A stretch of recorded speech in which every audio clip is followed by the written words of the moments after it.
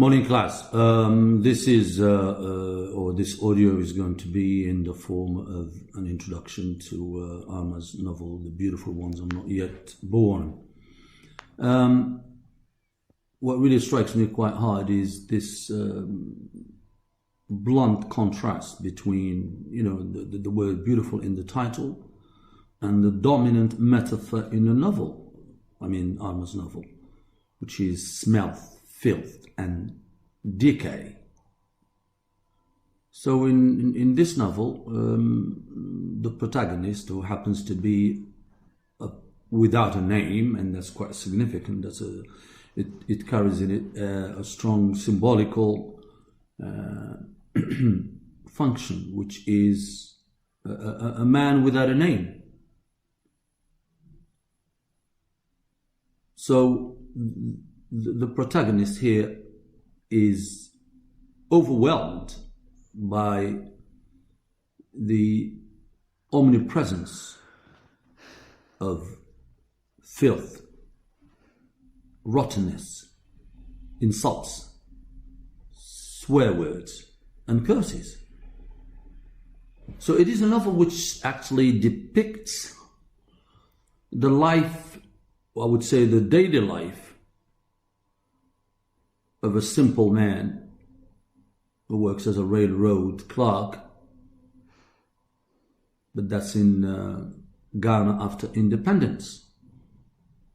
And this man is caught between two fires. This man is torn between his family and his society. So he witnesses and goes through the decay and the filth of his society, symbolized by corruption. So, and this man, he doesn't want to play the game, so he refuses to take bribes. And as a result of that, his wife has no respect for him. And his wife, Oyo, for those who have already read the novel, is ready to give in, regardless of what the outcome may be. So this man is berated by his own family. Why? Because he failed to provide for them and bring in the money to buy what is referred to as European gleam.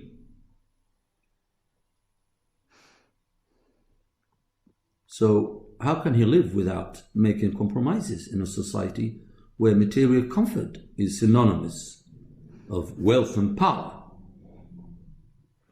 Now, Teacher, who is another protagonist in Arma's novel, who is the man's friend, so he decides to stay away. He recoiled from his own society because, as I said earlier on, he refused to take part in the game. So, unlike the man and the teacher,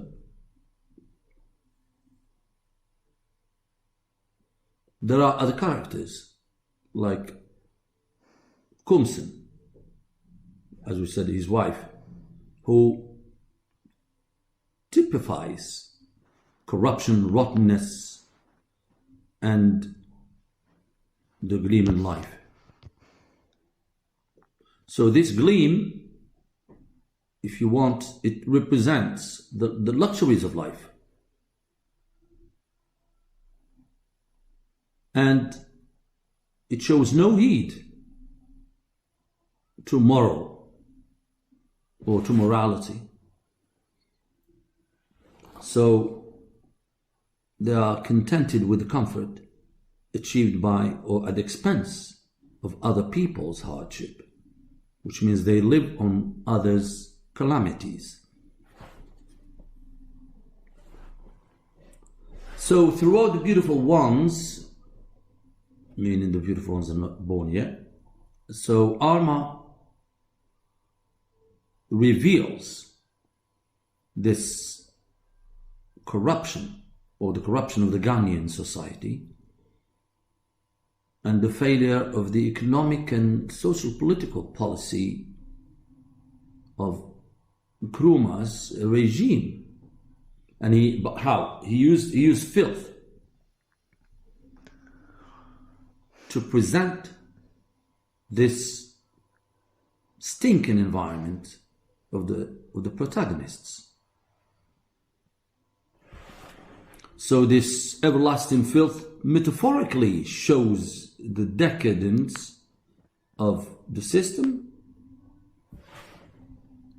and literally the reality of a dirty landscape in Takoradi, or Accra if you want, which is the setting in the novel. So excremental language, dirty, is used to depict the corrupt society, as well as the filthy environment in which the characters find themselves. For example, to illustrate this idea of filth, we see the man, the main protagonist, of course, sleeping on an old bus on his way to work, and he happened to dirty the seat with his spittle, and has to clean it, but he doesn't have a handkerchief. So, and I'm quoting from the novel, and he leaned against the back leather and, moving his trunk sideways a few times, wiped the moisture off. So as a consequence, the conductor insulted him and started shouting, "Get out! Were you waiting to shit in the bus?" So if you follow the track of the man from the bus stop to his office, you would see the filth that litters the street, despite the waste receptacles. Now, there are receptacles there, but they're not used, or maybe they're overused.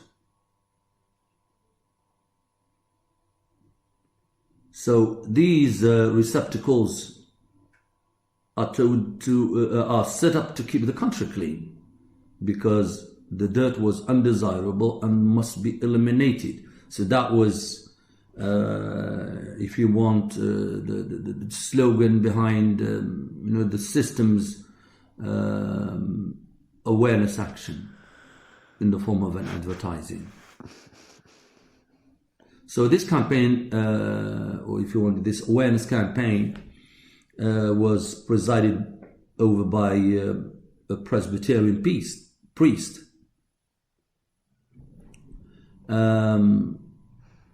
So the aim of this campaign was to rid the town of its filth.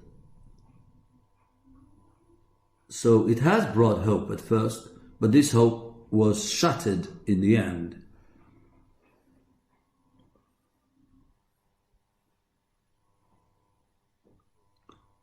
So the failure to implement this anti-litter, if you want, campaign, not only exposes the ineptitude of the governing class to manage the matters of the public, but also the rootedness and how deep corruption is embedded, as well as decay.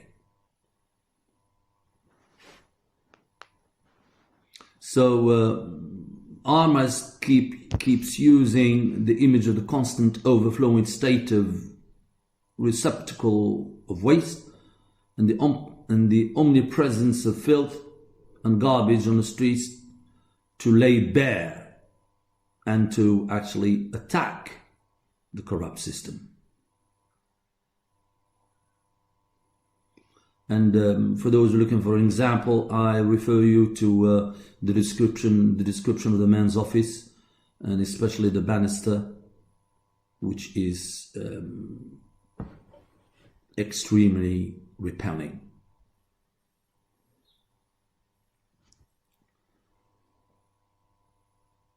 So in this description of the man's office, Armour uses grotesque bodily imagery. Why? To allow the reader to picture the society the decayed banister typifies. And the banister or the society is also compared to a very long piece of diseased skin. See, really very grotesque, repelling. So apart from the natural rot and decay of the banister, it is man's activity that hastens its putrefaction. So the rottenness of the banister is the image of the inevitable, the inexorable moral degeneration of society against which nothing can be done because the wood would always win. And here, of course, ironically speaking, corruption turns out to be a means of existence and a value and ethic that everyone must embrace if you really want to carve for yourself a place in society. So the filth on the streets epitomizes the failure of development and the everlasting presence of corruption, because the money allocated to clean the city is misused.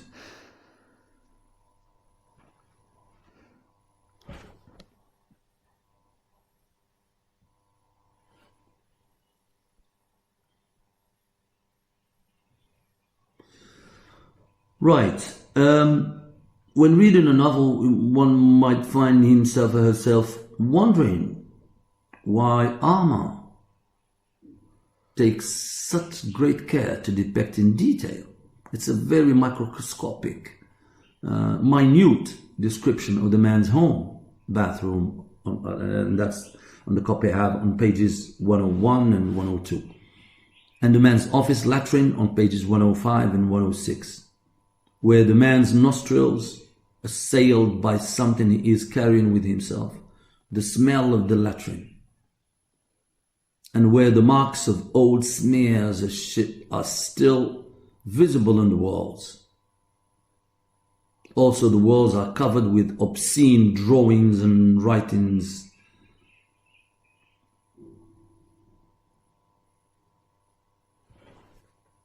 So this, or through the portrayal of these daily routines of the man, presents, so through these portrayals, Armour presents every facet of Ghanaian society, which is covered in filth, and even the air is polluted with particles suspended in it.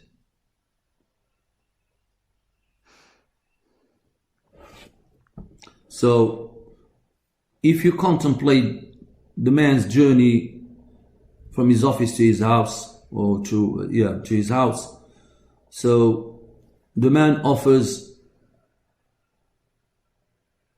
shots, pictures of repellent reality of the malaise in his society.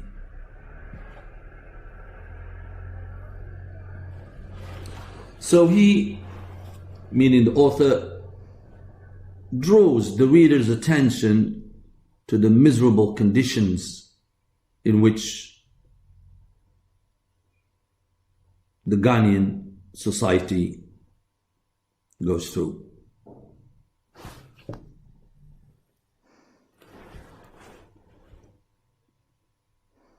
So if we go to Kumsin,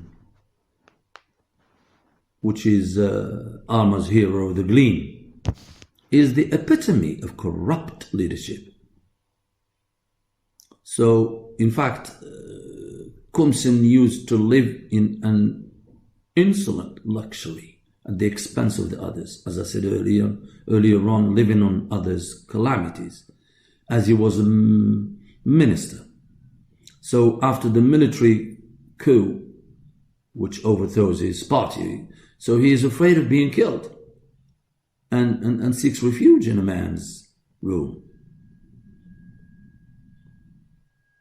So the stench that comes out of his body, especially his mouth, due to his decay, and it is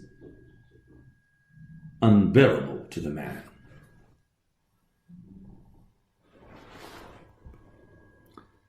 So Kumsin's decay and rottenness reflects his moral corruption.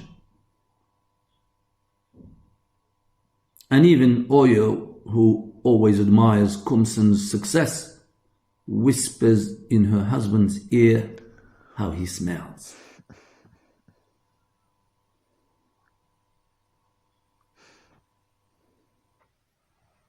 So the reversal of the situation anticipates or foreshadows the inexorable downfall of the minister and the end of his malpractices. So when he heard that the military men were searching for him, he had no other choice than to escape through the shithole. It is worth mentioning that Kumsin had refused to go to his latrine to relieve himself when he paid a visit to the man because of the smell. But now that he is running away to save his life, he goes through the shithole head first. It's very ironical. Irony, a good example of irony situation. So, and the importance of this shows through how, or how much, or how many details did the author attach to this, the description of this situation, where the man tried to escape through the latrine. So the whole thing is described in very minute manner.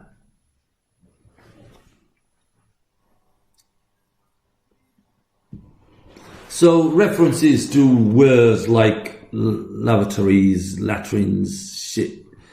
So that happens very frequently in the beautiful ones. And they are here to reinforce really the prevalence of the olfactory sense in a novel. So Kumsin's smell and his decay, which obliged the man to hold his breath, and Kumsin's struggle to flee through the shithole, epitomize his fall from grace.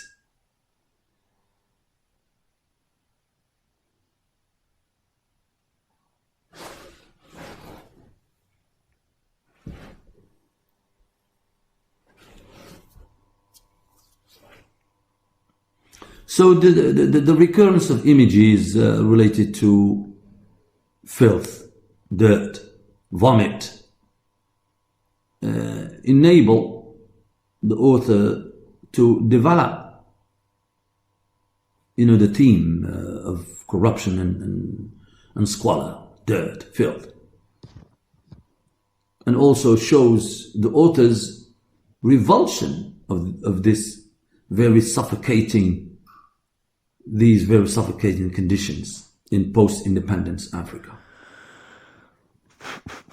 So these images also indicate the author's readiness to protest and call for a remedy of the situation through the crucible of social criticism. So I would finally describe the Arma's approach by referring to the concept of brutal realism. So Arma would force his readers to look at things right in the eye, regardless of how repelling these images are. Okay, so this is just a general introduction to the novel. So I strongly advise you to go through the novel as soon as possible, and then more audios will follow. Good day.